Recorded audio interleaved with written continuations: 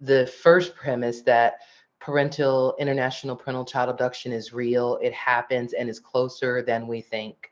I live in Huntsville, Alabama, and we're kind of a quaint but growing town, and one wouldn't think that that would happen here, except I just got a call last week. And so it's closer than we think. And so for, again, for your listeners and viewers, it can be prevented. It doesn't have to go that far.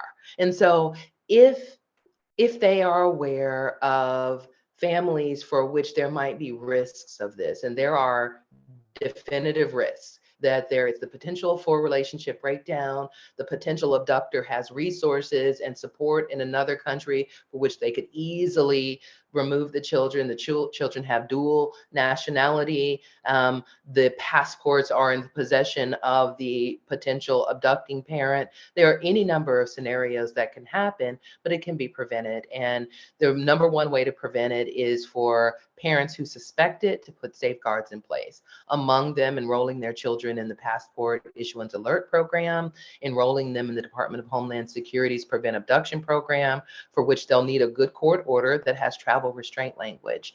And so, and then talking to us, talking to other parents who, in retrospect, I saw it coming. But at the time, I didn't even know parental child abduction was a thing. But now we do, and now we have more attention and visibility to it. And so it can be prevented. I'd like people to know that.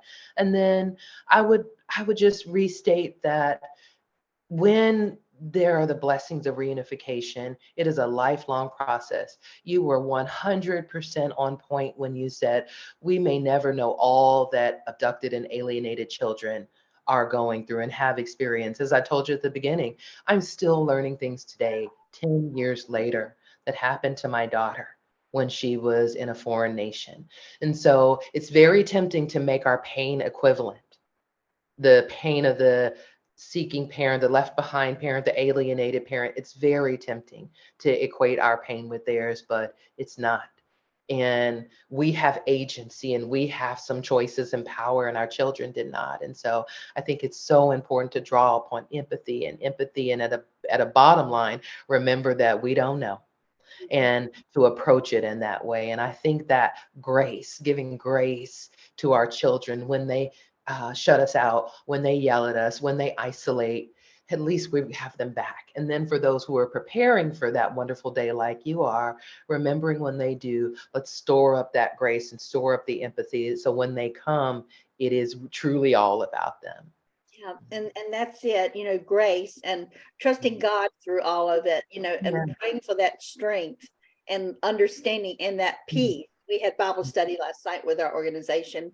We do it twice a month. And, having that peace is so important, that we get that peace from God, no matter what trial it is. We need that peace. And that's what we must pray for all of those going through this hell on earth called alienation and also abduction. I mean, I can't even put myself where you guys are. I know where mine are, but then many of you, they're in another country. Some don't even know what country, and they're in a country and you don't know anything about the country, nor where in the world your baby's at, and I mean, how in the world? I can't even put myself in that spot. I just can't.